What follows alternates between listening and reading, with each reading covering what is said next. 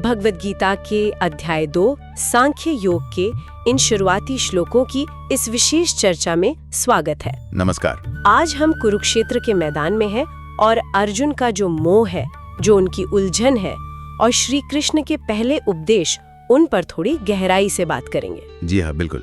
हमारी ये बातचीत अध्याय 2 के पहले 10 श्लोकों पर आधारित होगी। मतलब वो ऐसा जहाँ अर्जुन की हालत और कृष्ण का पहला रिएक्शन आता है। तो हमारा लक्ष्य है कि अर्जुन उस समय क्या सोच रहे थे, उनकी मानसिक स्थिति क्या थी और कृष्ण ने जो शुरू में कहा उसका मतलब क्या था, उसे समझें। और याद करें, अध्याय 1 में हमने देखा था कि कैसे अर्जुन बिल्कुल हिम्मत हार चुके थे, अपने ही लोगों के खिलाफ लड़ने का सोचकर ही कांप रहे थे। हाँ, उनका गांडी भी हाथ से छूट गया था और उन्होंने तय कर लिया था कि वो युद्ध नहीं करेंगे, एकदम विषाद में डूबे हुए थे। तो अध्याय 2 शुरू होता है श्लोक 1 से। संजय बता रहे हैं धृतराष्ट्र को कि कैसे कृष्ण ने अर्जुन को देखा, जो करुणा से भरे थे, आंखों में आंसू थे, शोक में डूबे थे। हाँ, कृपया अविष्टम श्रुपूर्णा कुले क्षणम विषीदंतमिदम वाक्यमुवाच मधुसूदनः। मतलब ऐसे दुखी अर्जुन को देखकर मधुसूदन यानी कृष्ण बोले। यहाँ कृष्ण का बोलना ये अपने आप में कितना महत्वपूर्ण है। वो चुप भी तो रह सकते थे थोड़ी देर। देखिए, उनका बोलना ही क्रूशियल है। वाक्यमुवाच, ये सिर्फ एक वाक्य नहीं है, ये संवाद की शुरुआत है। ये दिखाता है कि समस्या है पर समाधान भी है, और वो संवाद से आएगा। कृष्ण का बोलना ही असल में गीता के उपदेश का आरंभ है। लेकिन फिर श्लोक 2 और 3 आते हैं और कृष्ण के शब्द वो तो काफी तीखे लगते हैं, है ना? हाँ बिल्कुल, वो सीधे अर्जुन को जैसे झकझोरते हैं। कहते हैं, कुतस्त्वा कश्मलमिदं विषमे समुपस्थितम। इस मुश्किल घड़ी में तुम पर ये कश्मलम, ये कायरता कहाँ से आ गई? कश्मलम और क्लैभ्यम, नपुंसकता, ये तो बहुत कठोर शब्द है। इतनी सीधी फटकार, जब अर्जुन पहले ही इतने दुखी हैं, इसमें कोई सहानुभूति क्यों नहीं दिखती? ये एक बहुत अच्छा सवाल है। देखिए, इसे शायद फटकार से ज्यादा एक वेकअप कॉल की तरह देखना चाहिए। कृष्ण यहाँ अर्जुन की भावनाओं में बह नहीं रहे, वो अर्जुन को उनकी असलियत, उनके क्षत्रिय धर्म की याद दिला रहे हैं। अच्छा, मतलब भावनाओं से ऊपर उठकर कर्तव्य देखो। हाँ बिल्कुल, वो कह रहे हैं, क्षुद्रम हृदय दौर्बल्यम त्यक्तोत्थिष्ट परंतपा। हृदय की इस छोटी सी तुच्छ कमजोरी को त्यागो और उठो, युद्ध के लिए तैयार हो जाओ। ये एक तरह का शॉक ट्रीटमेंट है, भावनाओं के भंवर से बाहर निकालने के लिए। लेकिन अर्जुन फौरन मान नहीं जाते, वो अपना तर्क रखते हैं श्लोक 4 से 6 में। जी, अर्जुन अपना पक्ष रखते हैं। वो कहते हैं, कथम भीष्महम संखे द्रोणम च मधुसूदन इशुभे प्रतियोत्स्यामि पूज्यार्हावरिसूदन। हे मधुसूदन, मैं भला युद्ध में भीष्म और द्रोण जैसे पूजनीय लोगों पर बाण कैसे चला सकता हूँ? वो तो पूजा के योग्य है, पूजार हो।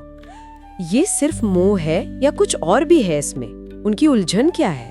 ये सिर्फ मोह नहीं है, ये गहरा नैतिक और भावनात्मक द्वंद्व है। कर्तव्य क्या है और जिनसे स्नेह है उनके प्रति भावनाएं क्या हैं, इसके बीच वो फंस गए हैं। वो समझ नहीं पा रहे कि क्या सही है, क्या गलत। वो ये भी कहते हैं कि समझ नहीं आ रहा कि जीतना बेहतर है या हारना, क्योंकि अगर वो जीत भी गए तो अपने ही लोगों को मारकर क्या मिलेगा? सही बात है। नचेत विद्मः कतरन नो गरियो यद्वा जयेम यदि वा नो जयेयो। मतलब हम ये भी नहीं जानते कि हमारे लिए क्या श्रेष्ठ है, हम जीते या वो हमें जीत लें। जिनके लिए राजपाट चाहिए वही तो सामने खड़े हैं। ये उनकी गहरी उलझन दिखाता है। और फिर आता है वो पल, श्लोक 7। मुझे लगता है ये एक टर्निंग पॉइंट है। अर्जुन यहाँ अपने स्वभाव की एक कमी मानते हैं, कार्पण्य दोष। इसका क्या मतलब है? हाँ, कार्पण्य दोषोपहता स्वभावः, ये गीता के सबसे महत्वपूर्ण मोड़ों में से एक है। कार्पण्य दोष मतलब एक तरह की दीनता या कह सकते हैं कि सोच की कंजूसी। अर्जुन यहाँ स्वीकार कर रहे हैं कि उनका स्वभाव इस दोष से ग्रस्त हो गया है। किस तरह की कंजूसी? अपने कर्तव्य को समझने में, अपने क्षत्रिय धर्म को निभाने की हिम्मत दिखाने में कंजूसी। मोह और भ्रम के कारण उनकी बुद्धि काम नहीं कर रही। वो खुद कहते हैं, पृच्छामि त्वाम धर्म सम्मूढ़ चेता। धर्म के विषय में मेरी बुद्धि मोहित हो गई है, मैं आपसे पूछता हूँ। और यही वो कहते हैं कि जो मेरे लिए निश्चित रूप से कल्याणकारी हो, यत् श्रेयः स्या निश्चितम ब्रूहि तन्मे, वो मुझे बताइए। जी, और फिर वो निर्णायक वाक्य आता है, शिष्यस्ते हम शाधिमाम त्वाम प्रपन्नम। मैं आपका शिष्य हूँ, आपकी शरण में हूँ, आप मुझे शिक्षा दें, मेरा मार्गदर्शन करें। इस एक वाक्य से क्या बदल जाता है? सब कुछ बदल जाता है। अब तक कृष्ण सखा थे, सारथी थे, अर्जुन मित्र थे, रिश्तेदार थे, दुखी थे। पर अब इस क्षण में अर्जुन शिष्य बन जाते हैं और कृष्ण गुरु। अच्छा, तो ये औपचारिक रूप से गुरु शिष्य संबंध की शुरुआत है। बिल्कुल। और यहीं से गीता का जो असल उपदेश है, जो गहरा ज्ञान है, उसके लिए द्वार खुलता है। अर्जुन का ये आत्मसमर्पण, ये स्वीकार करना कि मुझे नहीं पता, आप बताएं, यही ज्ञान प्राप्ति की पहली सीढ़ी है। लेकिन हैरानी की बात है, अगले ही श्लोक में, श्लोक 9 में संजय बताते हैं कि अर्जुन फिर कहते हैं, न योद से इति, मैं युद्ध नहीं करूंगा, और चुप हो जाते हैं। हाँ, न योद से इति गोविंद मुक्त्वा तूष्णीम बभूवः। आत्मसमर्पण करने के ठीक बाद फिर से वही बात, ये थोड़ा अजीब नहीं लगता? ये मानवीय मनोविज्ञान को दिखाता है। देखिए, समर्पण का संकल्प लेना एक बात है, पर मन की पुरानी दुविधाएं और आदतें इतनी जल्दी नहीं जाती। अर्जुन ने मार्गदर्शन के लिए खुद को प्रस्तुत तो कर दिया, शिष्य भाव अपना लिया, पर अंदर का संघर्ष अभी भी शायद चल रहा है। तो उनकी चुप्पी, वो क्या दर्शाती है? हार मान लेना या कुछ और? शायद वो एक गहरा मंथन है। उन्होंने अपनी स्थिति बता दी, मार्गदर्शन मांग लिया, और अब शायद वो कृष्ण के जवाब का इंतजार कर रहे हैं। लेकिन अभी भी उनके मन में युद्ध न करने का भाव प्रबल है। वो चुप है, पर अंदर तूफान चल रहा होगा। और तब आता है श्लोक 10, कृष्ण का रिएक्शन। संजय कहते हैं कि दोनों सेनाओं के बीच सैन्योरुभयोर मध्य ऐसे शोक करते हुए अर्जुन को देखकर कृष्ण मुस्कुराते हुए प्रहसन्निव बोले। तमुवाच ऋषिकेशः प्रहसन्निव भारत। हाँ, ये प्रहसन्निव, मुस्कुराते हुए जैसे, ये बहुत दिलचस्प है। इस मुस्कान का क्या मतलब है? क्या ये कोई ताना है या मजाक उड़ा रहे हैं? नहीं, बिल्कुल नहीं। ये उपहास की मुस्कान नहीं है, ये गुरु की मुस्कान है। इसमें आत्मविश्वास है, आश्वासन है। कृष्ण अर्जुन की हालत देख रहे हैं, उनकी पीड़ा समझ रहे हैं, पर उन्हें पता है कि अर्जुन इस भ्रम से निकल सकते हैं और उसका रास्ता उनके पास है। तो ये एक तरह से हिम्मत बंधाने वाली मुस्कान है? हाँ, कह सकते हैं। ये मुस्कान संकेत है कि चिंता मत करो, समाधान है। ये आने वाले गहरे ज्ञान की भूमिका है। ये दिखाती है कि कृष्ण स्थिति की गंभीरता को कम नहीं आंक रहे हैं, पर वो उससे विचलित भी नहीं है। उन्हें पता है कि अब क्या कहना है, क्या करना है। ये एक तरह से कहती है, चलो अब बात शुरू करते हैं। वाह! तो ये पहले 10 श्लोक सिर्फ प्रस्तावना नहीं है, ये तो अपने आप में एक पूरी यात्रा है।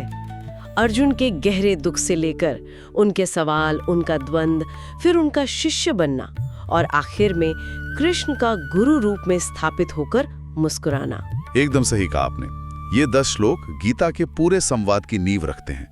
अर्जुन का विषाद और उनका समर्पण ही वो जमीन तैयार करते हैं जिस पर ज्ञान, कर्म और भक्ति का विशाल महल खड़ा होगा। यहीं से वो संवाद शुरू होता है जो अर्जुन को उनके भ्रम से निकालकर उनके स्वधर्म में स्थित करेगा।